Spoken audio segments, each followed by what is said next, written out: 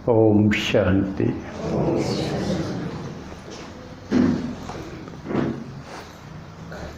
शिव बाबा के लाडले मीठे कोटों में कोई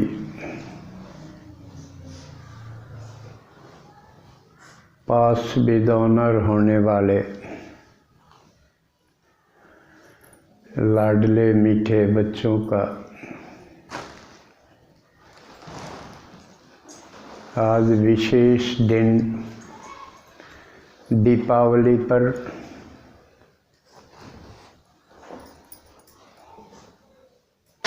घर से आने पर या घर में आने पर, घर से आने पर या घर में आने पर बाबा आपका स्वागत करता है और आपकी झोली भरता है। विशेष दिन पर पहुंचना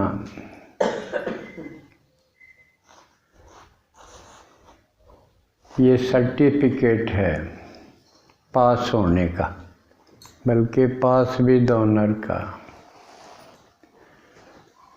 क्योंकि जब विशेष दिन आता है तो पता चलता है कि हमारा लगाव झुकाव किस तरफ कितना है, हम कितने मुक्त हुए हैं और कितने बंधे हुए, कितने लौकिक हैं, कितने अलौकिक हैं।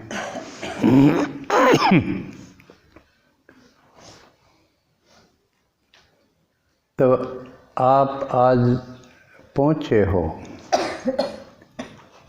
तो ये सिद्ध है कि आप इतने मुक्त हैं दुनियादारी से, घर परिवार से, मोह ममता से इतने मुक्त हो गए हैं। जो मुक्त नहीं है उन्होंने बंधा रहना पड़ेगा।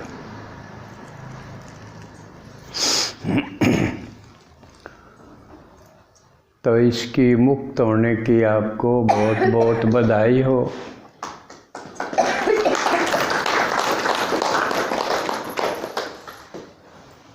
तो हम संगम युग पर बैठे हैं। इसका मतलब भक्ति मार्ग की रस्म रिवाजें, त्योहार, कर्मकांड, रीति रस्म वो भी हमारे सामने हैं, क्योंकि उनमें हम गुजर के आए हैं, करते करते आए हैं। और एक तरफ शिव भगवान जो हमको यथार्थ सच्चाई बता रहे हैं उसको भी जानते हैं, जो बिना जाने करते थे वो भी जानते हैं, और जो असलियत है, जो सत्य शिव सुना रहे हैं वो भी हम जानते हैं।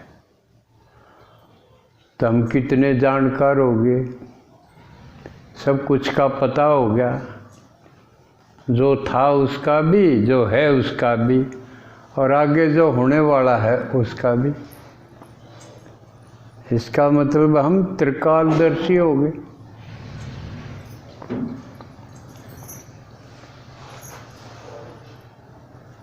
तो बाबा ने मुरली में कहा है कि इन त्योहारों के ऊपर भी समझाना चाहिए। 2-4 दिन हुए मुरली में, अभी आया था। क्यों समझाना चाहिए? एक तो यथार्थ का पता चलेगा कि असलियत क्या है, दूसरा नकल से हम समझने के बाद मुक्त हो जाओ, उसको छोड़ने में फिर दिक्कत ना आवेगी। नहीं तो बड़ी मुश्किल हो जावे। कई कहते हैं हम तो मंदिर में जाया करते, ये फलाने देवता की पूजा किया करते, फलाने गुरुजी से नाम लिया था, अब उनका क्या करें? वो दुविधा में हो जाते हैं कि शिव भगवान ये कह रहे हैं, वो ये कह रहे थे, उनसे भी बंध गए थे, अब उनका क्या करें। तो जब बात समझ में आ जाएगी कि वो तो बिना जाने करते थे, ना गुरुओं को पता था, क्योंकि कोई गुरु परमात्मा को नहीं जानता। कई यूँ सोचते हैं ये तो अपने की बड़ाई करने खातिर कह दें ना, हम भी तो पहले वहाँ थे, गुरुओं के पास थे। जो उनको भी जानता है, जो परमात्मा को भी जानता है, तुलना तो वो करेगा ना कि कौन कितने पानी में है, कौन क्या है। तो ये ज्ञान जिसके समझ में आ गया उसको पता चल जाएगा कि गुरु कुछ नहीं जानते, और देवी देवता तो बोले ही नहीं थे। उनकी पूजा की वो तो बोलते ही नहीं थे, अपने मन से कि मैं कह लो, लेकिन गुरु बोलते थे, लेकिन वो गलत बोलते थे, परमात्मा को जानते नहीं थे। अगर जानते होते तो उनकी भी बात और परमात्मा की बात एक होती, मिलती, लेकिन वो बिल्कुल अलग है। वो तो जो ग्रंथों में लिख रखा है उसको पढ़ के, उसको सुन के वो ही बोलते। जैसे कल्प की आयु किसी ने नहीं बताई तो बहुत लंबी चौड़ी बताई। भगवान ने 5000 साल का चक्र बताया, कितना फर्क हो गया। वो कहते हैं अभी कलयुग 40,000 साल और पड़े हैं। बाबा ने कहा कि कल्प तो पूरा होने वाला है, अब तो ये नए सिरे से फिर रिपीट होगा, अब फिर से स्वर्ग आने वाला है, सतयुग आने वाला है। कितना रात दिन का फर्क हो गया। इसी प्रकार जन्मों का है, वो बताते लाखों, 84 लाख जन्म होते, योनियों में होते। भगवान बोलता है एक ही योनि, मनुष्य योनि एक, कहाँ 84 लाख, कितना फर्क हो गया। आदमी ही बनता है, आदमी असुर बन जाता है, आदमी फिर देवता बन जाता है ज्ञान से, योग से। कितना रात दिन का फर्क है। उसमें तो चढ़ाई की कोई बात नहीं, ले दे के लक्ष्य क्या है कि जामन मरण से मुक्त हो जावा, जीने मरने से कि इस दुनिया में आवा ही नहीं। भगवान कहता है ऐसा तो हो ही नहीं सकता, फिर तो ये ड्रामा ही खत्म हो जाएगा, मुझे ही आना पड़ता है। तो बड़ा रात दिन का फर्क है। इससे क्लियर हो जाता है कि किसी को भी, कोई भी हो, किसी को भी भगवान का पता नहीं होता जब तक भगवान खुद आके परकाया प्रवेश करके ब्रह्मा के मुख से जब तक बोल के ना बतावे, तब तक किसी को ना रचता का पता, ना रचना के आदि मध्य अंत का पता, कुछ भी नहीं। इसलिए बाबा मुरली में हर वाक्य के बाद बोलता है दुनिया में किसी को कुछ भी नहीं पता। बार बार बोलता कि किसी को पता नहीं, केवल तुमको पता है।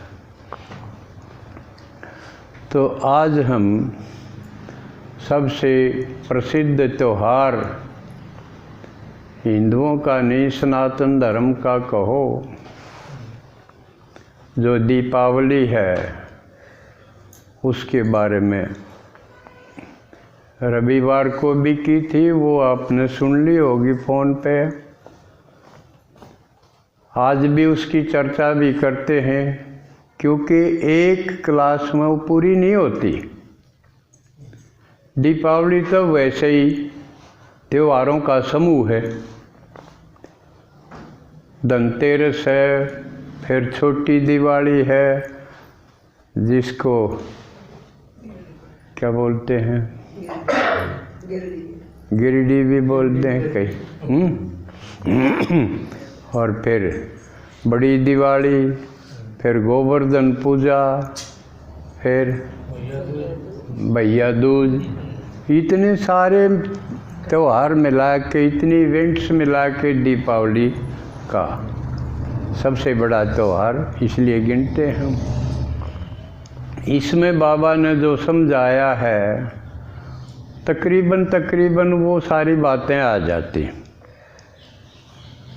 एक त्यौहार में सारी बातें नहीं आती, इसमें भी बहुत सारी छूट जाती हैं।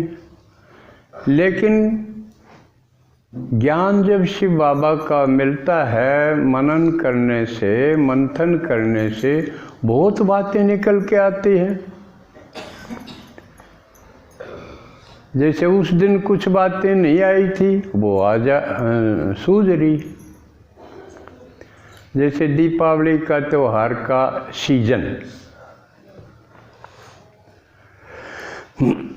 जब मीठी मीठी ठंड शुरू हो जाती, आजकल बड़ी मीठी मीठी ठंड है ना, गुलाबी ठंड, हल्का हल्का कपड़ा सुहावा है, पंखा लगभग बंद हो गया, हो गई लगभग बंद,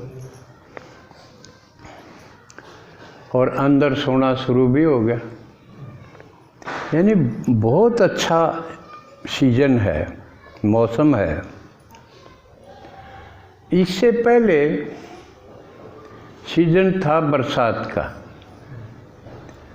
बरसात का कोई बढ़िया सीजन नहीं गिना जाता, और बरसात से पहले गर्मी का, वो भी बेहाल करने वाला सीजन। गर्मी में भी बुरी हालत हो जाती, पसीना पसीना, बाहर निकलो तो बड़ी दिक्कत होती है, ना कपड़ा सुहावा पहनना पड़े, बिजली की तरफ देखो, पंखा की तरफ देखो। जब ये नहीं थे तो हाथ से ही करो, काम भी करना पड़े, लेकिन इतनी भीषण गर्मी में कितनी बुरी हालत हो। तो वो दुखदाई मौसम ही गिनेंगे। और उसके बाद जो बरसात आती है वो भी अच्छी नहीं है, क्योंकि इसको इस ढंग से देखो, जो अच्छा पैसे वाला है, जिसका मकान बढ़िया है, वो तो आराम से बैठा रहेगा, लेकिन बाहर तो उसमें भी निकलना पड़ेगा, छाता लेना पड़ेगा, लेकिन छाता कितनी कोट करेगा। तिरछी आ गई, पिछवाड़ आ गई, तो क्या हाल होगा, भीगना ही पड़ेगा, कितने थड़सन का डर, कितने कीचड़ का डर।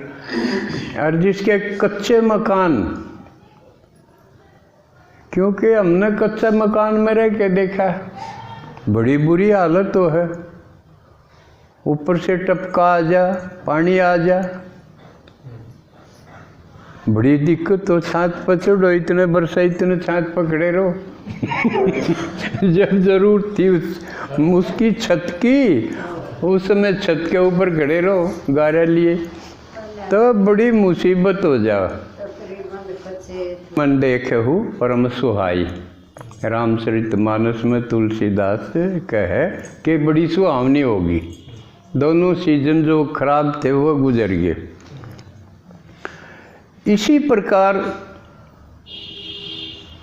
तुलना की है कि जब आत्मा द्वापर और कलयुग के थपेड़े खा के दुखी होके संगम पर आती है ना, तो यूँ समझो अकीब दिवाली नज़दीक आ गई।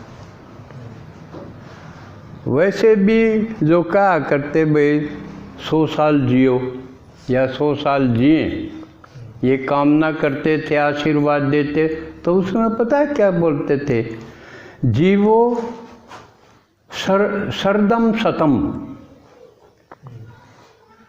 जीवो सरदम सतम, के शरद ऋतु के 100 साल जिए। इसका मतलब ये थे जीने लायक दिन। तो द्वापर कलयुग की थकान परेशानी संगम युग पर मिटती है, जब भगवान आते हैं। इसी प्रकार गर्मी और बरसात की सीजन से दुखी हुई प्राणी दिवाली पर यानी शरद ऋतु के आरंभ में अपनी मरम्मत वगैरह करते हैं, ठीक ठाक करते हैं, उबरते हैं। इसलिए देखो दिवाली पे सफाई करते हैं, लिपाई पुताई करते हैं, क्योंकि बरसात के सीजन में मकान खराब हो जाते हैं। आपने ये करवा रखी सफ़ेदी की ते आ गया टपका, उसकी लाइन खींच गई मिट्टी समेत, अब बुरी लगेगी, उसको ठीक करवाना ज़रूरी है। तो इसलिए सफाई बड़ी ज़रूरी है मकान की और सारी किचन की, सब कुछ की सफाई करते हैं, क्योंकि सारी बिगड़गी, दुर्गंध युक्त होगी। ये तो हुई बाहरी सफाई, लेकिन इसका आत्मा के पुरुषार्थ के साथ क्या संबंध है? असली बात तो इस पर है। वो तो बाहरी चीज़ है, वो कोई त्योहार मनाने की बात नहीं है। तो टूट फूट ठीक करना, फिर दोबारा से पुताई करना कि वो उसकी नामो निशान जो गलत पड़ गए थे, धब्बे पड़ गए थे, वो सारे ठीक हो जाएं। ये तो बारी बात हुई, लेकिन असली बात क्या है? द्वापर कलयुग में जब आत्मा भक्ति के थपेड़े और विकारों के थपेड़े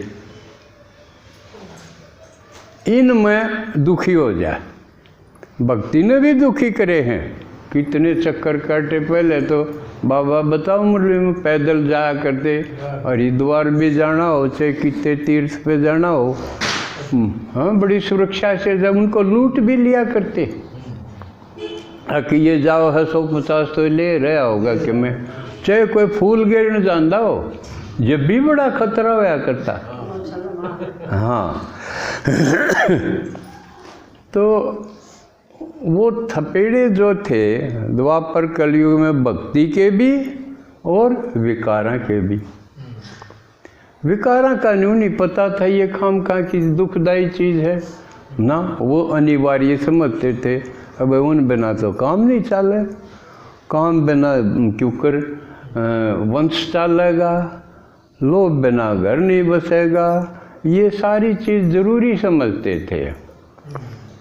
लेकिन बाबा ने आके असलियत बता दी, ये तो दुख देने की चीज़ है, विकार है। तो इन दोनों से थपेड़े खा के बाबा आके अब आत्मा की सफाई करता है। असली काम दिवाली का ये है कि आत्मा पर जो दाग धब्बे पड़ गए उनकी सफाई करना। अब वो सफाई कैसे होगी? दूसरा कोई नहीं कर सकता। मरम्मत तो मजदूर भी लगा लो, मिस्त्री भी लगा लो, पेंटर लगा लो और किमें लगा लो, वो भी कर देंगे। लेकिन यह आत्मा की सफाई तो बाबा भी बताओगा, करनी हमने पड़ेगी, खुद करनी पड़ेगी।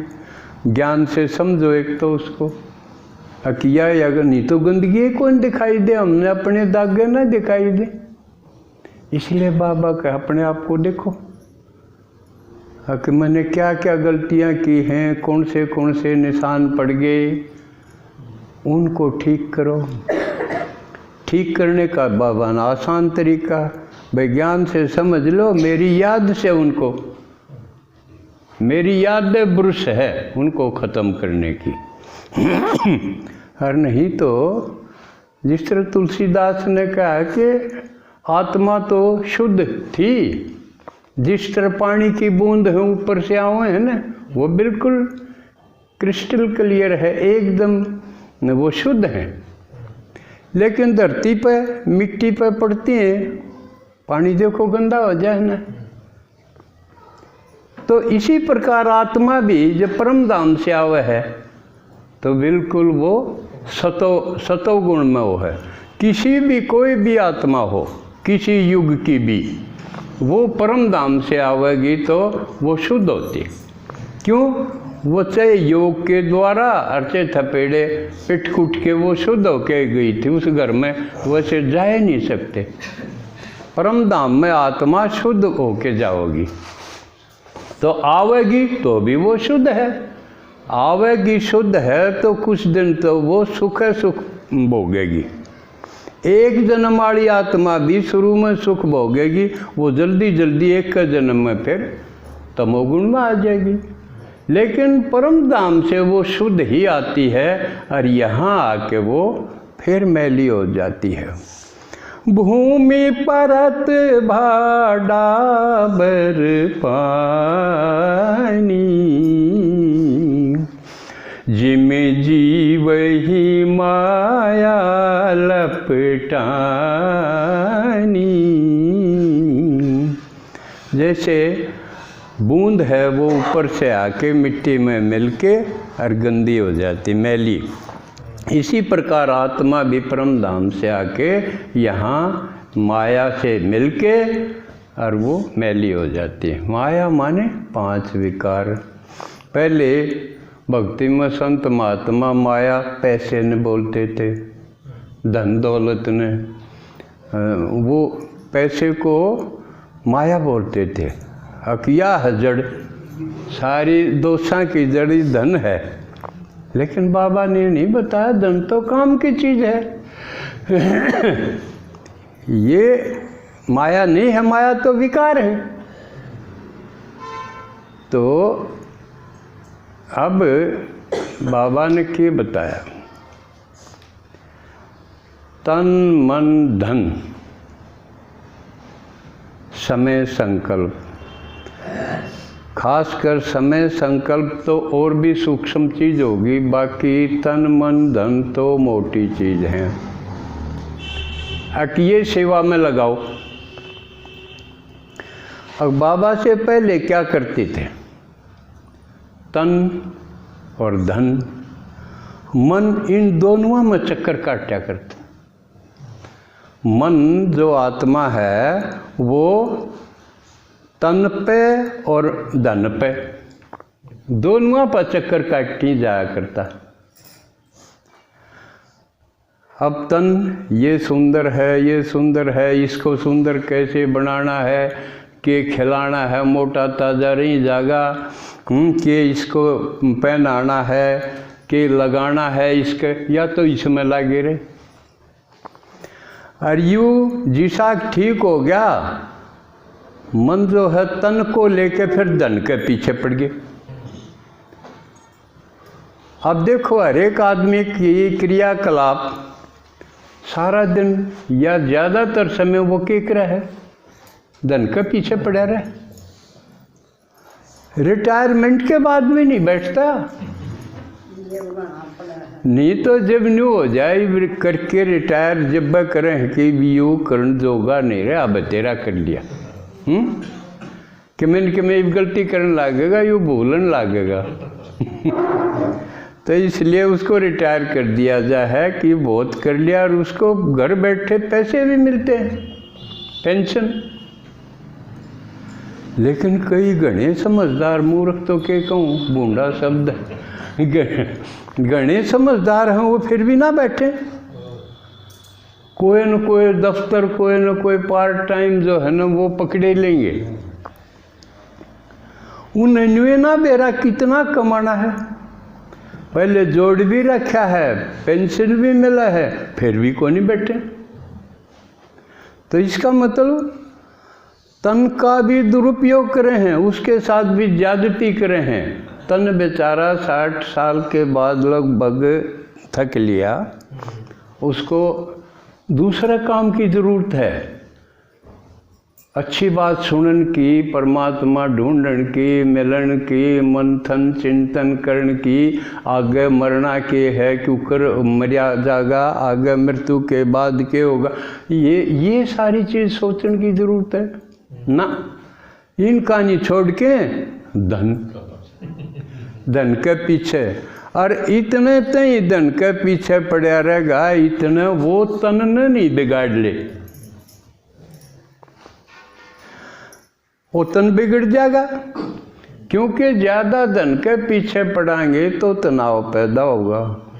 अगर तन मन की तरफ मोड़ दिया जा, मनन चिंतन की तो चैन हो जाएगा। इन तीनों का बड़ा गजब का तालमेल है और तीनों एक से एक उपयोगी। अब सच सोचो, अगर तन ना हो तो हम इस दुनिया में कोई नहीं हो। तो कितना ज़रूरी हो गया तन। अगर तन छूट जा तो हम इस दुनिया में हाँ किसे काम के, कुछ नहीं, सारा पार्ट सिस्टम में ख़त्म हो गया। तो इसका मतलब तन की कितनी उपयोगिता है। इतनी काम की चीज़ है, हमारा क्या मानने सेट दे। अब न्यू कहो बोल तो बोलने लग जाए, न्यू कहो चुप चुप हो जाए, न्यू कहो हाथ न ठा हाथ न उठ जाए। मारा क्या कितना माना है यो, इतना ओबीडेंट सर्वेंट कोई है जितना ये शरीर है, तन है। लेकिन हम इसके साथ ज्यादती करा हाँ, धन के पीछे इसने जोड़ दिया हाँ इतना। अब से जय भगवान के गोडे दुख और से ना दुखो, गाड़ी तो चलावेगा। कितने साल का हो जाओ फिर, उम्र का कोई हिसाब नहीं। धन कमाना है, अब कितना कमाना है ये कौन बतावे, किसी की समझ में ना आवे। इतने कमाओगा इतने उसका तन बीमार ना हो जाए। और बीमार होंदे वो सारा कमाया कमाया किस जगह तन अपने पाछे लिया होगा। आगे मेरे तो कमाया है, उल्टा मेरे ला कि मैं डॉक्टर दे जाएगा हॉस्पिटल में कि मैं उसकी हालत हो, जो कमाया कितने लाख जमा कराओ पहले, मरे मराए के भी बिल बना देंगे। यह हालत है। अब धन भी जरूरी है, ये बात नहीं कि धन खाम खा है, अगु गुरु वाली बाचा नहीं, धन बहुत जरूरी है। इस संसार में जिस पर धन नहीं है उसने तांगाड़ा भी नहीं बिठावा, बिठा लेगा दुकान तो वो चाय पत्ती लाके दिखा दो बिना पीछे। इसलिए धन भी बहुत जरूरी है। धने न बलवान लोके सर्वे सर्वत्र सर्वदा। धन की कीमत वो है जाना है जिसने टोटा देख रहा क्या, बड़ी भयंकर चीज है टोटा भी। माड़ी सी जरूरत हो भाई, छोरी आ गई बटे वो खातिर घी लाना जिस पर ब्योत नहीं ना उसने घी नहीं मिला है।